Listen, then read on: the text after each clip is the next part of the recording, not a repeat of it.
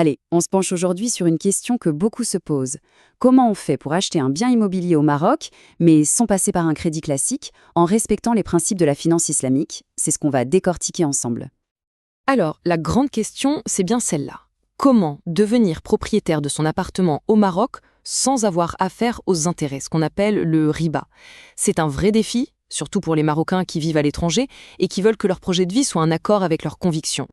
On est donc face à un dilemme. D'un côté, il y a ce rêve tout à fait légitime d'avoir son chez-soi, et de l'autre, un principe religieux fondamental, l'interdiction du prêt à intérêt, ce fameux riba.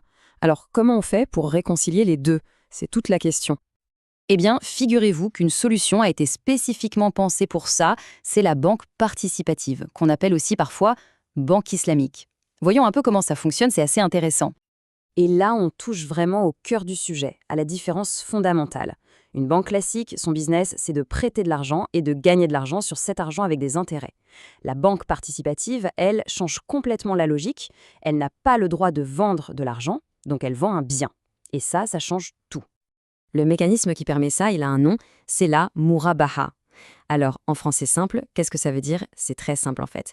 La banque va acheter la maison ou l'appartement à votre place. Ensuite, elle vous la revend, mais avec une marge bénéficiaire qu'on a fixée ensemble dès le départ. Ce n'est donc plus un prêt, mais bien une opération d'achat-vente. Ok, mais concrètement, vers qui on se tourne? Au Maroc, il y a plusieurs acteurs sur ce marché.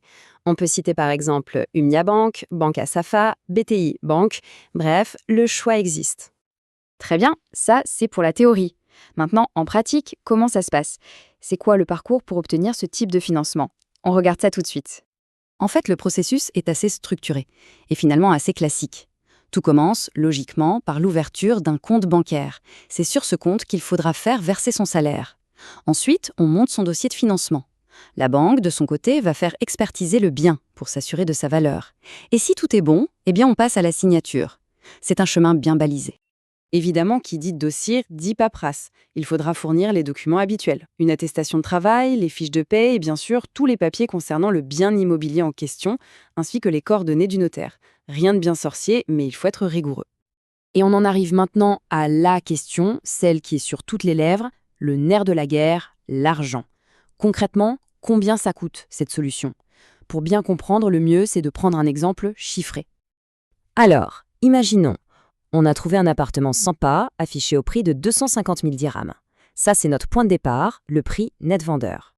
Et maintenant, attention, une fois qu'on ajoute la marge bénéficiaire de la banque et qu'on étale le paiement sur une durée de 25 ans, le coût total de l'opération, il grimpe pour atteindre entre 47 et 48 millions de centimes. Oui, on parle de quasiment le double du prix d'achat initial. Ce graphique, il est d'ailleurs très parlant. On voit clairement la différence massive entre la barre bleue, le prix d'origine, et la barre rouge, le coût final après financement. C'est un élément vraiment crucial à avoir en tête avant de prendre sa décision. Alors, au final, qu'est-ce qu'on retient de tout ça? Face à ces chiffres et à ce fonctionnement, quelle conclusion peut-on tirer? Eh bien, en réalité, tout repose sur un arbitrage très personnel. Ce qu'il faut bien avoir en tête, c'est que cette alternative conforme à la charia a un coût. C'est un fait. Elle est financièrement plus onéreuse qu'un prêt immobilier classique. Le choix se situe donc vraiment à ce niveau. D'un côté, le respect de ses convictions religieuses, et de l'autre, un coût financier qui est lui bien plus élevé. Et ça nous amène à la question finale, une question que chacun doit se poser intimement.